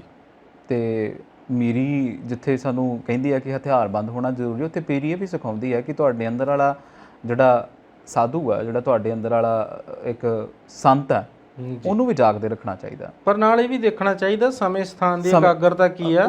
ਉਹ ਵੇਲਾ ਜਿਹੜਾ ਸੀ ਨਾ, ਮੈਂ ਉਹੀ ਗੱਲ ਕਹਿਣਾ ਸੀਗਾ। ਹਾਂ, ਮੈਂ ਕੱਲ ਵੀ ਸਾਡੀ ਸੰਜੀਵ ਜੀ ਨਾਲ ਗੱਲ ਹੋਈ, ਮੈਂ ਉਹਨਾਂ ਨੂੰ ਇਹ ਦੱਸਿਆ, ਮੈਂ ਕਿਹਾ ਦੇਖੋ ਉਦੋਂ ਸਿਸਟਮ ਨਹੀਂ ਸੀ ਹੁੰਦਾ। ਹਾਂਜੀ। ਉਦੋਂ ਪੁਲਿਸ ਤੁਹਾਡੇ ਕੋਲੇ ਤੁਹਾਡੀ ਰੱਖਿਆ ਦੇ ਲਈ ਨਹੀਂ ਸੀ ਹੁੰਦੀ ਜੀ, ਹਨਾ। ਹੁਣ ਇਹ ਆ ਕਿ ਸਾਡੇ ਕੋਲੇ ਪੂਰਾ ਸਿਸਟਮ ਆ। ਹੁਣ ਤਾਂ ਅਸੀਂ ਸਿਸਟਮ ਨੂੰ ਡਿਵੈਲਪ ਕਰੀਏ ਭਾਈ, ਵੀ ਅਸੀਂ ਸ਼ਾਂਤੀ ਨਾਲ ਰਹਿਣਾ। ਸਾਡੇ ਕੋਲੇ ਫੌਜਾਂ ਆ, ਸਾਡੇ ਕੋਲੇ ਅਸੀਂ ਪੈਸਾ ਦਿੰਨੇ ਆ, ਟੈਕਸ ਦਿੰਨੇ ਆ, ਸਾਡੇ ਕੋਲੇ ਲਾਅ ਐਂਡ ਆਰਡਰ ਆ। ਬਿਲਕੁਲ। ਤੇ ਇਸ ਕਰਕੇ ਚੀਜ਼ਾਂ ਲਿਮਿਟਿਡ ਹੋਣੀਆਂ ਚਾਹੀਦੀਆਂ ਜੀ। ਔਰ ਜਦੋਂ ਕੋਈ ਧਾਰਮਿਕ ਆਗੂ ਇੱਦਾਂ ਦਾ ਬਿਆਨ ਦਿੰਦਾ ਤੇ ਉਹਨੂੰ ਬੜੀ ਸੰਜੀਦਗੀ ਦੇ ਨਾਲ ਲਿਆ ਜਾਂਦਾ, ਕਿਉਂਕਿ ਅਸੀਂ ਨਾ ਧਾਰਮਿਕ ਤੌਰ ਦੇ ਉੱਤੇ ਬੜੇ ਡੈਲੀਕੇਟ ਜਿਹੇ ਹੁੰਦੇ ਆ। ਸਾਨੂੰ ਲੱਗਦਾ ਕਿ ਇਹ ਚੀਜ਼ਾਂ ਸਾਡੇ ਧਾਰਮਿਕ ਲੀਡਰ ਨੇ ਕਹੀਆਂ ਤਾਂ ਸ਼ਾਇਦ ਸਾਡੇ ਲਈ ਬਹੁਤ ਜ਼ਰੂਰੀ ਹੋ ਜਾਣਗੀਆਂ ਜੀ। ਤਾਂ ਇਸ ਕਰਕੇ ਬਿਆਨ ਜਿਹੜੇ ਨੇ ਉਹ ਕਦੇ ਵੀ ਰਾਜਨੀਤੀ ਤੋਂ ਪ੍ਰਭਾਵਿਤ ਨਹੀਂ ਹੋਣੇ ਚਾਹੀਦੇ। ਜੇ SGPC ਦੀ ਗੱਲ ਕੀਤੀ ਜਾਵੇ, ਗਿਆਨੀ ਹਰਪ੍ਰੀਤ ਸਿੰਘ ਨੂੰ ਇਹ ਚਾਹੀਦਾ ਸੀ ਕਿ ਜਿਹੜੀਆਂ ਸਾਡੀਆਂ ਕਦਰਾਂ ਕੀਮਤਾਂ ਨੇ ਨਾ ਜੀ, ਕਿਉਂਕਿ ਦੇਖੋ ਕਰੋੜਾਂ ਦਾ ਬਜਟ ਹੈ।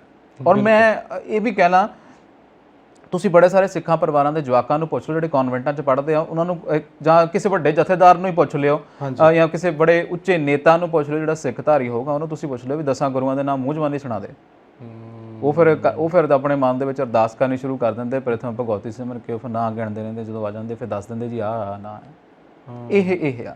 ਸੋ SGPC ਦਾ ਕਰੋੜਾਂ ਦਾ ਬਜਟ ਆ ਜੀ। ਜੇ ਉਹ ਕਰਨਾ ਚਾਹੁੰਦੀ ਹੈ ਤੇ ਸਿੱਖੀ ਦਾ ਪਸਾਰ ਕਰੇ, ਸਾਡੀ ਗੁਰਮੁਖੀ ਦਾ ਪਸਾਰ ਕਰੇ, ਗੁਰੂ ਬੋਲੀ ਦਾ ਪਸਾਰ ਕਰੇ, ਇਹਦੇ ਨਾਲ ਇਹ ਹੋਊਗਾ ਕਿ ਪੰਜਾਬ ਦੀ ਰਹਿਤਲ, ਕਿਉਂਕਿ ਦੇਖੋ ਸ਼੍ਰੀ ਗੁਰੂ ਗ੍ਰੰਥ ਸਾਹਿਬ ਜਿਹੜਾ ਹੈ ਨਾ, ਉਹ ਕਹਿੰਦੇ ਨੇ ਕਿ ਅਵਲ ਅੱਲਾਹ ਨੂਰ ਪਾਇਆ ਕੁਦਰਤ ਕੇ ਸਭ ਬੰਦੇ, ਇੱਕ ਨੂਰ ਤੇ ਸਭ ਜਗ ਉਪਜਿਆ ਕੌਣ ਭਲੇ ਕੋ ਬੰਦੇ। ਇਹ ਵਾਲਾ ਜਿਹੜਾ ਪਸਾਰ ਆ ਨਾ ਪੰਜਾਬ ਦੇ ਵਿੱਚ ਹੋਣਾ ਚਾਹੀਦਾ, ਕਿਉਂਕਿ ਹੁਣ ਪੰਜਾਬ ਦੇ ਵਿੱਚ ਫਿਰਕੂਪੁਣਾ ਦਿਖਦਾ ਆ। ਪਟਿਆਲਾ ਹੋ ਗਿਆ ਜੀ, ਫਿਰ ਜੂਨ ਦੇ ਮਹੀਨੇ ਅਸੀਂ ਜਿਉਂ ਸੰਦੀਪ ਨੰਗਲ ਅੰਬੀਆਂ ਦਾ ਕਤਲ ਹੋਇਆ, ਉਸ ਤੋਂ ਬਾਅਦ ਵਿੱਚ ਜਿਉਂ ਤੁਰਿਆ, ਫਿਰ ਮੈਂ ਜੇ ਬਾਦਲ ਸਰਕਾਰ ਦੇ ਵੇਲੇ ਦੀ ਗੱਲ ਕਰ ਲਵਾਂ ਤੇ ਉਸ ਵੇਲੇ ਚੋਣ ਪ੍ਰਚਾਰ ਵੀ ਸਿਮਗਿਆ ਹੋਇਆ, ਹੌਲੀ ਹੌਲੀ ਕਰਕੇ ਚੋਣਾਂ ਦਾ ਆਗਮਨ ਹੋ ਰਿਹਾ ਸੀਗਾ। ਜਿੱਦਾਂ ਮਿੱਢੂ ਖੇੜੇ ਦਾ ਕਤਲ ਹੋਇਆ, ਮਤਲਬ ਉਹ ਇੱਕ ਜਿਹੜੀ ਹੈਗੀ ਨਾ ਇੱਕ ਪਲੇਟਫਾਰਮ ਸੀ, ਉੱਥੋਂ ਬਣਦਾ ਹੁਣ ਅਸੀਂ ਇੱਥੇ ਤੱਕ ਆ ਗਏ ਹਾਂ। ਕਿੰਨੇ ਸਾਰੇ ਖਿਡਾਰੀ ਮਰ ਚੁੱਕੇ ਨੇ। ਉਸ ਤੋਂ ਬਾਅਦ ਵਿੱਚ ਫਿਰ ਸ਼ਰੇਆਮ ਜਦੋਂ ਅਸੀਂ ਅਖਬਾਰਾਂ ਦੀਆਂ ਸੁਰਖੀਆਂ ਦੇਖਦੇ ਹਾਂ, ਸਾਡੇ ਪੰਜਾਬ ਦੀਆਂ ਸੁਰਖੀਆਂ ਦੇਖਣ ਨੂੰ ਮਿਲਦੀਆਂ, ਪਹਿਲੇ ਨੰਬਰ 'ਤੇ ਇਹੀ ਹੁੰਦਾ ਆ ਵੀ ਹਿੰਦੂਆਂ ਨਾਲ ਸਿੱਖ ਲੜ ਪਏ ਨੇ, ਕਿਤੇ ਨਾ ਕਿਤੇ ਇਸ ਤਬਕੇ ਦੇ ਨਾਲ ਆਹ ਲੜ ਪਿਆ, ਇੱਥੋਂ ਤੱਕ ਕਿਸਾਨ ਨਾਲ ਮਜ਼ਦੂਰ ਫਸ ਗਿਆ। ਸੋ ਇਹ ਜਿਹੜੀਆਂ ਵੰਡਾਂ ਨੇ ਇਹ ਸਾਨੂੰ ਕਿਤੇ ਨਾ ਕਿਤੇ ਨਿਘਾਰ ਵੱਲ ਲੈ ਕੇ ਜਾਣਗੀਆਂ ਜ਼ਰੂਰ। ਬਾਕੀ ਮੈਂ ਉਹੀ ਗੱਲ ਕਹਿਣਾ ਕਿ ਜਦੋਂ ਤੁਹਾਡੇ ਕੋਲੇ ਐਡਾ ਬਜਟ ਆ, ਤੁਸੀਂ ਸਕੂਲ ਕਾਲਜ ਵੀ ਖੋਲ੍ਹੇ ਆ, ਤੁਹਾਡੀ ਸਿੱਖੀ, ਅਸੀਂ ਕਹਿੰਦੇ ਕਿ ਸਿੱਖੀ ਦਾ ਉਹ ਜਿਹੜਾ ਮਤਲਬ ਹੈ ਸਿੱਖਣਾ, ਉਹ ਕਿਉਂ ਨਹੀਂ ਪਸਾਰ ਹੋਇਆ? ਬਿਲਕੁਲ। ਕਿਉਂ ਪੰਜਾਬ ਦੇ ਵਿੱਚ ਨਸ਼ਾ ਹੋ ਗਿਆ? ਕਹਿੰਦੇ ਨੇ, ਮੈਂ ਅੱਜ ਤੱਕ ਨਹੀਂ ਦੇਖਿਆ ਕਿ ਜਿਹੜਾ ਦਿਮਾਗੀ ਤੌਰ ਤੇ ਬੜਾ ਚੰਗਾ ਹੋਊਗਾ, ਮਾਨਸਿਕ ਤੌਰ ਤੇ ਚੰਗਾ ਨੌਜਵਾਨ ਹੋਊਗਾ, ਸਿੱਖ ਹੋਊਗਾ, ਪਹਿਲੀ ਤਾਂ ਤੁਸੀਂ ਦਸਤਾਰ ਸਜਾ ਲਓ, ਚਾਹੇ, ਕਿਉਂਕਿ ਹੁਣ ਸਾਡੇ ਵੀ ਕਜ਼ਨ ਜਿਹੜੇ ਨੇ ਉਹ ਸਾਰੇ ਇਦਾਂ ਹੀ ਆ, ਦਸਤਾਰ ਸਜਾ ਲਓ। ਜੇ ਮੈਂ ਇਹਦੇ ਨਾਲ ਇੱਕ ਹੋਰ ਗੱਲ ਐਡ ਕਰਦੇ ਆ ਵੀ ਜੇ ਇੱਕ ਬੰਦਾ ਦਾੜੀ ਕੱਟੀ ਵਾਲਾ ਹੈਗਾ ਆ, ਉਹਦਾ ਅੱਜ ਮਨ ਬਣ ਗਿਆ ਵੀ ਚਲੋ ਕੋਈ ਗੱਲ ਨਹੀਂ ਮੈਂ ਇਦਾਂ ਕਰਦਾ ਵੀ ਦਸਤਾਰ ਸਜਾ ਲੈਣਾ, ਹੌਲੀ ਹੌਲੀ ਕਰਕੇ ਉਹ ਸਿੱਖੀ ਵੱਲ ਪ੍ਰੇਰਿਤ ਹੋ ਰਿਹਾ ਵੀ ਮੈਂ ਆਪਣੇ ਉਸ ਰੂਪ ਦੇ ਵਿੱਚ ਆਉਣਾ ਚਾਹੁੰਦਾ।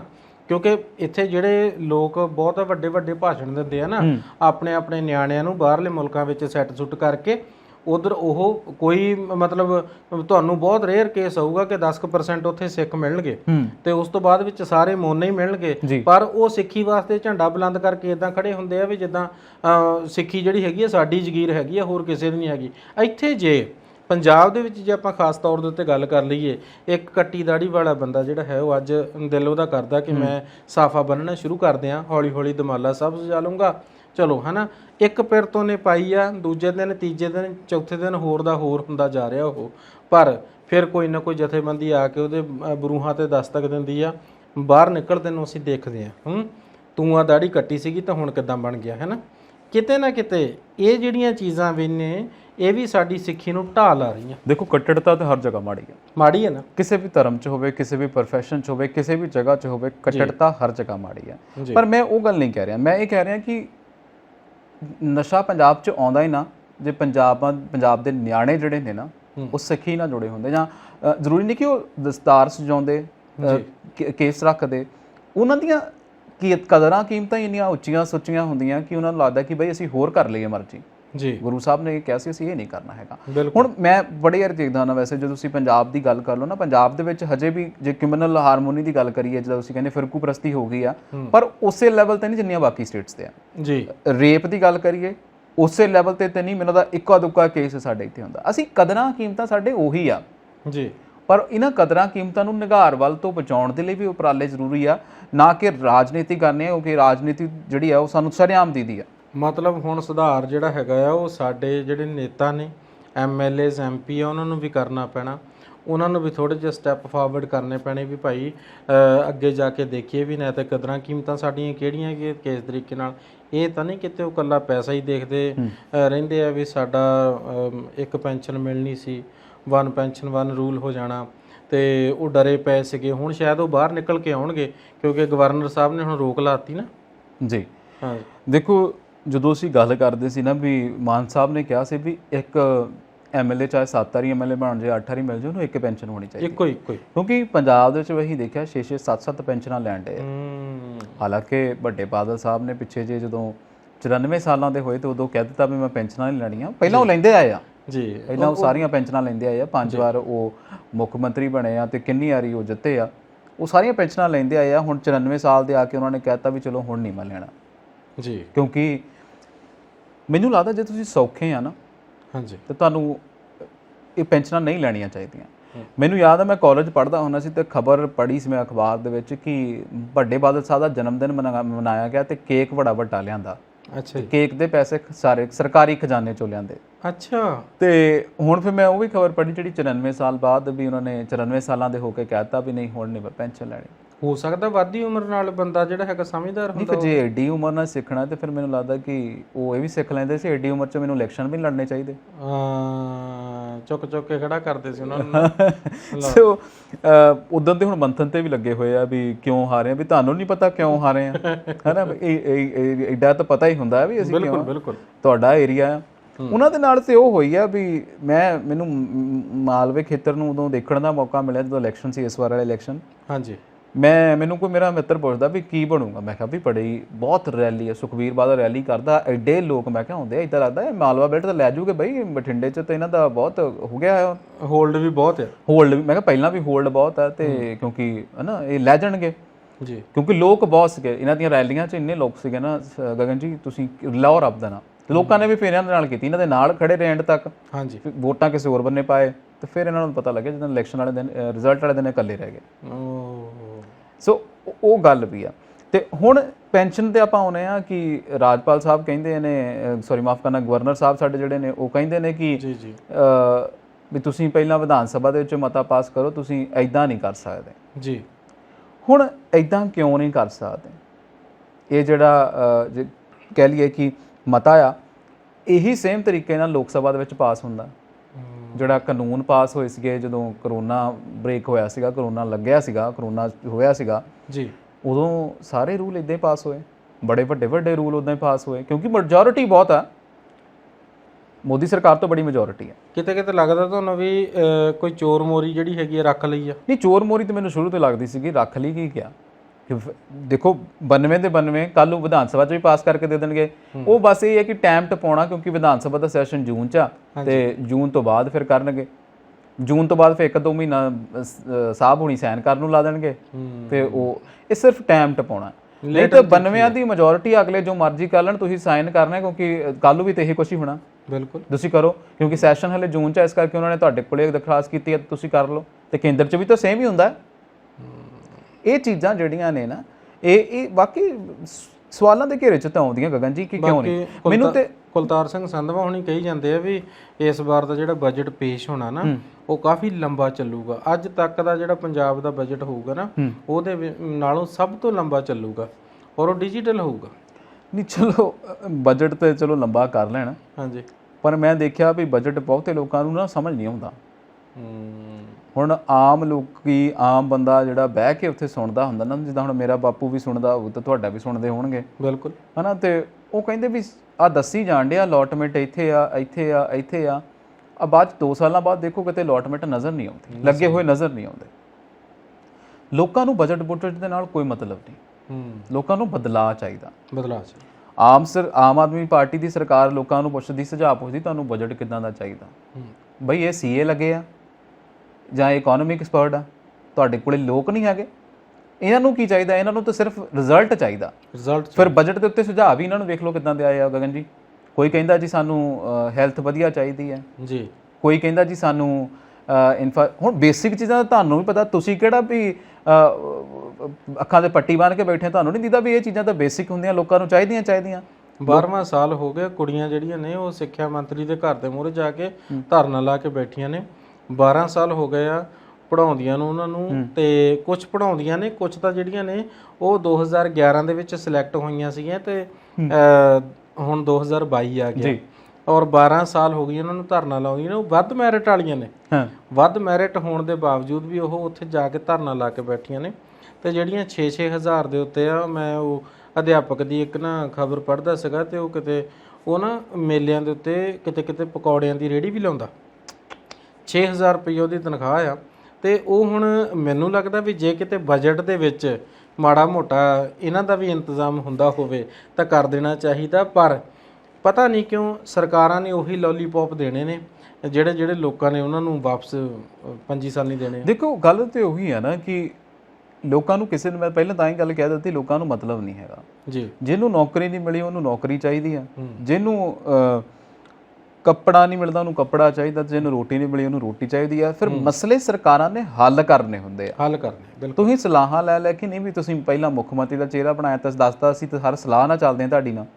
ਕਹਿੰਦੇ ਹੁੰਦੇ ਨਾ ਕਿ ਉਹ ਸਭ ਤਕੜਾ ਜਿਹਾ ਜਥੇਦਾਰ ਹੁੰਦਾ, ਉਹ ਪੁੱਛ ਲੈਂਦਾ ਕਾਕਾ ਤੂੰ ਕੀ ਕਰਨਾ, ਤੂੰ ਕੀ ਕਰਨਾ, ਤੂੰ ਕੀ ਕਰਨਾ। ਇੱਕ ਨੂੰ ਪਹਿਲਾਂ ਆਪਣੇ ਕੰਨ 'ਚ ਦੱਸੀ ਵੀ ਤੂੰ ਇਹ ਕਹਿਣਾ, ਤੇ ਮੈਂ ਕਹੂੰਗਾ ਹਾਂ ਆਹ ਗੱਲ ਠੀਕ ਆ, ਬਿਲਕੁਲ। ਤੇ ਸੇਮ ਇਹੀ ਚੀਜ਼ਾਂ ਹੁੰਦੀਆਂ, ਆਪ ਹੀ ਆਪਦਿਆਂ ਦੇ ਸ਼ਾਇਦ ਫੋਨ ਆ ਜਾਂਦੇ ਆ ਤੇ ਆਪਦੇ ਉਹ ਗੱਲਾਂ ਕਰ ਲੈਂਦੇ ਤੇ ਆਪ ਹੀ ਆਵਾਜ਼ ਕੇ ਦੱਸ ਦਿੰਦੇ ਆ, ਆਪੇ ਮੈਂ ਰੱਜੀ ਪੁੱਜੀ, ਆਪੇ ਮੇਰੇ ਬੱਚੇ ਜੀ। ਵਾਕਈ ਸੋ ਉਹੀ ਉਹ ਮੈਨੂੰ ਲੱਗਦਾ ਇਹੀ ਚੀਜ਼ ਚੱਲਣ ਡਈ ਜੇ। ਪਰ ਫਿਰ ਵੀ ਜਦੋਂ ਅਸੀਂ ਨਾ ਅਰਾਜਕਤਾ ਦੀ ਗੱਲ ਕਰਦੇ ਹਾਂ, ਫਿਰਕਾ ਪ੍ਰਸਤੀ ਦੀ ਗੱਲ ਕਰਦੇ ਹਾਂ, ਫਿਰ ਤੁਸੀਂ ਦੇਖੋ ਮੈਨੂੰ ਕਿਤੇ ਇਹ ਲੱਗਦਾ ਹੁੰਦਾ ਵੀ ਪੰਜਾਬ ਕਿਤੇ ਲਹੂ ਲੁਹਾਣ ਤਾਂ ਨਹੀਂ ਹੋਇਆ। ਕਿਤੇ ਨਾ ਕਿਤੇ ਜਿਹੜੀਆਂ ਵਾਰਦਾਤਾਂ, ਹੁਣ ਮੈਂ GTB ਲੁਧਿਆਣੇ ਦੀ ਗੱਲ ਕਰਾਂ ਤੇ ਉਹ ਵੀ ਬੜੀ ਵੱਡੀ ਵਾਰਦਾਤ ਜਿਹੜੀ ਹੈਗੀ ਆ ਉਹ ਵੀ ਹੈ ਨਾ, ਤੇ ਕਿਤੇ ਨਾ ਕਿਤੇ ਉਹਨੂੰ ਦੇਖ ਕੇ ਵੀ ਲੱਗਦਾ ਹੈ ਵੀ ਯਾਰ ਇਹ ਸਾਡਾ ਪੰਜਾਬ ਕਿੱਧਰ ਨੂੰ ਜਾ ਰਿਹਾ। ਦੇਖੋ ਲੁਧਿਆਣੇ ਦੀ ਜਦੋਂ ਗੱਲ ਕਰਦੇ ਆ ਨਾ, ਤਾਂ ਲੁਧਿਆਣਾ, ਜੇ ਅਸੀਂ ਪਹਿਲਾਂ ਟੈਕਸਸ ਦੀ ਗੱਲ ਕੀਤੀ ਆ ਨਾ, ਤੇ ਇਹ ਪੰਜਾਬ ਦਾ ਟੈਕਸਸ ਆ, ਕੱਪੜੇ ਦਾ ਇੰਨਾ ਉਦਯੋਗ ਹੈ, ਮੈਨਚੈਸਟਰ ਆਫ ਪੰਜਾਬ ਕਿਹਾ ਜਾਂਦਾ। ਹਾਂ, ਮੈਨਚੈਸਟਰ ਆਫ ਪੰਜਾਬ ਕਹਿੰਦੇ ਆ ਜੀ। ਤੇ ਇਸੇ ਤੱਕੇ ਨਾਲ ਨਾ ਜਦੋਂ ਖਬਰ ਆਉਂਦੀ ਹੈ ਇਸ ਚੀਜ਼ ਦੀ, ਕੋਈ ਇਦਾਂ ਦੀ ਖਬਰ ਆਵੇ ਤਾਂ ਉਹ ਫੈਲ ਜਾਂਦੀ ਹੈ ਜੀ। ਲੁਧਿਆਣਾ ਦੇ ਵਿੱਚ ਥੱਲੇ ਉਹਦਾ ਆਪਦਾ ਪੁੱਤ ਰਹਿੰਦਾ ਆ ਆਪਦੀ ਘਰ ਵਾਲੀ ਦੇ ਨਾਲ ਸੁੱਤਾ ਹੋਇਆ, ਤੇ ਉੱਪਰ ਇਹ ਦੋਵੇਂ ਤੀਵੀਂ ਆਦਮੀ ਰਹਿੰਦੇ ਨੇ ਜੀ। ਤੇ ਜਿਹੜਾ ਇੱਕ ਬਜ਼ੁਰਗ ਹੈ ਉਹ ਸਕੂਲ ਵੀ ਚਲਾਉਂਦਾ ਆ। ਅੱਛਾ। ਹੈ ਨਾ, ਤੇ ਰਿਸ਼ਤੇਦਾਰ ਨੇ ਇਹ ਮਰਵਾ ਦਿੱਤੇ ਤੇ ਪਤਾ ਲੱਗਦਾ ਜੀ ਉੱਪਰ ਤੋਂ 2 ਲਾਸ਼ਾਂ ਪਈਆਂ, ਕਿਉਂਕਿ ਥੱਲੇ ਤੀਸਰੀ ਮੰਜ਼ਲ ਤੇ ਉਹ ਆਪ ਰਹਿੰਦੇ ਸੀਗੇ, ਥੱਲੇ ਨਿਆਣੇ ਉਹਨਾਂ ਦੇ ਰਹਿੰਦੇ ਆ। ਤੇ ਹੁਣ ਪਤਾ ਨਹੀਂ ਲੱਗਦਾ, ਜਦੋਂ ਕਈ ਵਾਰ ਹੁੰਦਾ ਵੀ ਚਲੋ ਸਕੂਲ ਚਲਾਉਂਦੇ, ਸ਼ਾਇਦ ਸਕੂਲ ਚਲੇ ਗਏ ਹੋਣਗੇ, ਸ਼ਾਮਾਂ ਨੂੰ ਦੇਖਿਆ ਤੇ ਫਿਰ ਪਤਾ ਲੱਗਿਆ ਕਿ ਦੋਹਾਂ ਦੀ ਲਾਸ਼ਾਂ ਪਈਆਂ ਅਲੱਗ-ਅਲੱਗ, ਕੋਈ ਕਿਚਨ 'ਚ ਪਈ, ਕੋਈ ਕਿਤੇ ਪਈ। ਫਿਰ ਅੱਜ ਖੁਲਾਸਾ ਹੋ ਗਿਆ, ਕਹਿੰਦੇ ਜੀ ਕਿਸੇ ਰਿਸ਼ਤੇਦਾਰ ਨੇ ਮਰਵਾਏ ਸੀਗੇ, ਕੋਈ ਝਗੜਾ ਪ੍ਰਾਪਰਟੀ ਨੂੰ ਲੈ ਕੇ ਸੀਗਾ, ਖੁੰਦਕਬਾਜ਼ੀ ਨੂੰ ਲੈ ਕੇ ਸੀਗਾ, ਇਹ ਸਾਹਮਣੇ ਆਉਂਦਾ ਤੇ ਬੜੀ ਮੰਦਭਾਗੀ ਗੱਲ ਹੈ। ਇਦਾਂ ਦੀਆਂ ਜਿਹੜੀਆਂ ਵਾਰਦਾਤਾਂ ਨੇ ਖੈਰਾ ਸਾਹਿਬ, ਕਿੱਦਾਂ ਇਹਦੇ ਉੱਤੇ ਠੱਲ ਪਾਈ ਜਾਵੇ? ਕੀ ਸਰਕਾਰਾਂ ਕੀ ਕਰਨ, ਜਾਂ ਫਿਰ ਪੁਲਿਸ ਵਾਲਿਆਂ ਦੀ ਕੋਈ ਨਾ ਕੋਈ ਕੁਤਾਹੀ ਹੁੰਦੀ ਆ, ਕਿਸੇ ਦੀ ਮਿਲੀ ਭੁਗਤ ਹੁੰਦੀ ਆ? ਕਿ ਪੰਜਾਬ ਦੇ ਵਿੱਚ ਦੇਖੋ ਇੱਕ ਗੱਲਾਂ ਤਾਂ ਹੈ ਕਿ ਪਿਛਲੇ 6 ਮਹੀਨਿਆਂ ਦੇ ਉੱਤੋਂ ਇਦਾਂ ਦੀਆਂ ਵਾਰਦਾਤਾਂ ਬਹੁਤ ਹੀ ਹੋਣ ਡੀਆਂ ਜੀ। ਜਦੋਂ ਕਹਿੰਦੇ ਨਾ ਲਾ ਐਂਡ ਆਰਡਰ ਮੇਨਟੇਨ ਕਰਨਾ, ਮੈਂ ਇਹ ਨਹੀਂ ਕਹਿੰਦਾ ਕਿ ਇਹ ਸਰਕਾਰ ਆਈ ਹੈ ਨਾ ਉਹ ਤਾਂ ਹਲੇ ਜੁਮਾ 2.5 ਮਹੀਨਾ 2.5 ਮਹੀਨੇ ਹੋਏ ਆ ਜੀ, ਤੇ ਇਹ ਸਰਕਾਰ ਦੀ ਨਹੀਂ ਗੱਲ ਪਿਛਲੀ ਸਰਕਾਰ ਦੇ ਵਿੱਚ ਵੀ ਇਦਾਂ ਹੀ ਹੋਣ ਡਿਆ ਸੀ। ਸੋ ਇਹ ਕਿਤੇ ਨਾ ਕਿਤੇ ਕੜੀ ਸਮਝਣੀ ਚਾਹੀਦੀ ਹੈ, ਲਾ ਐਂਡ ਆਰਡਰ ਥੋੜਾ ਸਟ੍ਰਿਕਟ ਹੋਣਾ ਚਾਹੀਦਾ, ਲੋਕਾਂ ਨੂੰ ਪਤਾ ਲੱਗੇ ਵੀ ਬਈ ਐਦਾਂ ਨਹੀਂ, ਐਵੇਂ ਨਹੀਂ ਕਿਸੇ ਨੂੰ ਜਿਹੜਾ ਹੱਥ ਪਾ ਲਈਦਾ। ਦੂਸਰੇ ਬੰਨੇ ਅੱਜ ਚੰਗੀ ਖਬਰ ਵੀ ਪੜ੍ਹੀ ਆ ਮੈਂ, ਇਲਾਹਾਬਾਦ ਦੇ ਵਿੱਚ ਜਿਹੜੇ ਸੀਗੇ 11 ਸਿੱਖ ਨੌਜਵਾਨ ਉਹਨਾਂ ਨੂੰ ਮਾਰ ਦਿੱਤਾ ਸੀ 1991 ਦੇ ਵਿੱਚ ਜੀ। ਕਹਿੰਦੇ ਹੁੰਦੇ ਨਾ ਕਿ ਉਸ ਸਮੇਂ ਸਾਡੇ ਇੱਥੇ ਰੌਲਿਆਂ ਦੇ ਦਿਨ ਸੀਗੇ ਜੀ, ਉਹਨਾਂ ਨੂੰ ਅੱਤਵਾਦੀ ਸਮਝ ਕੇ ਗੋਲੀ ਮਾਰ ਦਿੱਤੀ, ਤੇ 34 ਪੁਲਿਸ ਵਾਲੇ ਜਿਹੜੇ ਸੀਗੇ ਉਹਦੇ ਵਿੱਚ ਸੰਦਿਗਧ ਸੀਗੇ ਪਾਏ ਗਏ ਜੀ, ਉਹਨਾਂ ਨੂੰ ਕੋਰਟ ਨੇ ਜ਼ਮਾਨਤ ਦੇਣ ਤੋਂ ਇਨਕਾਰ ਕਰ ਦਿੱਤਾ, ਸ਼ੱਕੀ ਹਾਲਤ ਦੇ ਵਿੱਚ। ਸੋ ਜਿਹੜੇ 34 ਦੇ 34 ਹੁਣ ਕਾਂਸਟੇਬਲ ਸੀਗੇ ਉਹਨਾਂ ਨੂੰ ਜ਼ਮਾਨਤ ਨਹੀਂ ਮਿਲੀ। ਮੈਨੂੰ ਲੱਗਦਾ ਜਿੱਤ ਹੈ, ਕਿਉਂਕਿ 11 ਲੋਕਾਂ ਦੇ ਨਾਲ ਕਈ 11 ਪਰਿਵਾਰ ਜੁੜੇ ਹੋਣੇ ਜੀ, ਕਈ ਸਿੱਖ ਪਰਿਵਾਰ ਜੁੜੇ ਹੋਣੇ ਆ, ਕਿਉਂਕਿ ਹੁਣ ਆਪਾਂ ਉੱਠ ਕੇ ਆ ਜਾਂਦੇ ਘਰੋਂ, ਆਪਣੀ ਮਾਂ ਆ, ਭੈਣ ਆ, ਭਰਾ ਆ, ਬਿਲਕੁਲ ਭੂਆ, ਫੁੱਫੀਆਂ, ਚਾਚੇ, ਤਾਏ, ਮਾਮੇ, ਕਿੰਨੇ ਰਿਸ਼ਤੇ ਜੁੜਦੇ। ਹਾਲਾਂਕਿ आजकल हमारे एक तो हम दो तो हमारा एक ना बड़े सारे रिश्ते खोले साडे कोले, भूआ, मासी, मामे, ਨਿਆਣਿਆਂ ਨੂੰ ਘੱਟੇ ਮਿਲਦੇ ਹੁਣ, ਪਰ ਫਿਰ ਵੀ ਰਿਸ਼ਤੇ ਤਾਂ ਜੁੜੇ ਹੀ ਆ ਜੀ। ਸੋ ਮੈਨੂੰ ਲੱਗਦਾ ਕਿ ਉਹਨਾਂ ਦੇ ਲਈ ਇੱਕ ਸੁੱਖ ਦੀ ਖਬਰ ਹੈ। ਹਰ ਬੰਦਾ ਇੱਕ ਦੂਜੇ ਦੇ ਨਾਲ ਜੁੜਿਆ ਹੋਇਆ ਹੈ ਨਾ।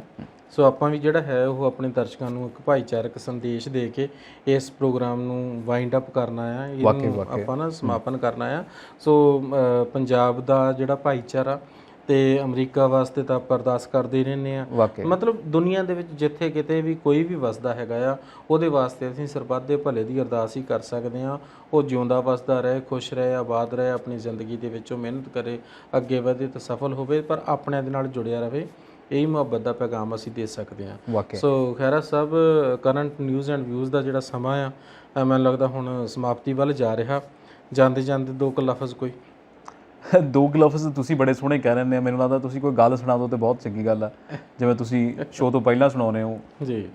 ਜਦੋਂ ਗੱਲਾਂ ਵਿੱਚੋਂ ਗੱਲ ਨਿਕਲਦੀ ਹੈ ਨਾ, ਤੇ ਗੱਲ ਇਹੀ ਹੈ ਵੀ ਆਪਾਂ ਨੂੰ ਰਹੀਏ ਇੱਕ ਮਹੱਲੇ ਵੇ, ਪਰ ਫਿਰ ਵੀ ਕੱਲੇ ਵੇ, ਹੈ ਨਾ। ਸੋ ਕੱਲੇ ਨਹੀਂ ਰਹਿਣਾ, ਹੁਣ ਆਪਾਂ ਇਕੱਠੇ ਮਿਲ ਕੇ ਰਹਿਣਾ ਆ। ਤੇ ਸਮੇਂ ਦੀ ਨਜ਼ਾਕਤ ਇਹੀ ਕਹਿੰਦੀ ਆ ਵੀ ਹੁਣ ਸਾਨੂੰ ਚੱਲਣਾ ਚਾਹੀਦਾ, ਕਿਉਂਕਿ ਸਮਾਂ ਸਮਰੱਥ ਹੈ ਜੀ। ਟਾਈਮ ਦੀ ਗੱਲ, ਟਾਈਮ ਦੇ ਮੇਲੇ ਨੇ। ਜੇ ਤੇਰੇ ਕੋਲ ਹੈ ਨਹੀਂ ਟਾਈਮ ਯਾਰ, ਕਿਹੜਾ ਵਿਹਲੇ ਨੇ। ਚਲੋ ਕੰਮ ਸਾਡੇ ਦਰਸ਼ਕਾਂ ਨੂੰ ਵੀ ਹੋਣਾ ਆ, ਆਪਾਂ ਉਹਨਾਂ ਨੂੰ ਫੜ ਕੇ ਬੈਠੇ ਰਹੀਏ ਉਹ ਵੀ ਜ਼ਰੂਰੀ ਨਹੀਂ। ਸੋ ਹੁਣ ਆਪਾਂ ਚੱਲੀਏ ਫਿਰ ਖੈਰਾ ਸਾਹਿਬ, ਲੈ ਲਈਏ ਇਜਾਜ਼ਤ। ਸੋ ਦਰਸ਼ਕੋ, ਤੁਸੀਂ ਦੇਖਦੇ ਰਹੋ ਪੰਜਾਬ ਮੇਲ USA TV, ਤੇ ਮੈਂ ਗਗਨਦੀਪ ਸੌਂਦੀ ਤੇ ਮੇਰੇ ਨਾਲ ਖੈਰਾ ਸਾਹਿਬ ਨੂੰ ਦਿਓ ਇਜਾਜ਼ਤ। ਸੋ ਬਹੁਤ ਬਹੁਤ ਧੰਨਵਾਦ। ਸਤਿ ਸ਼੍ਰੀ ਅਕਾਲ।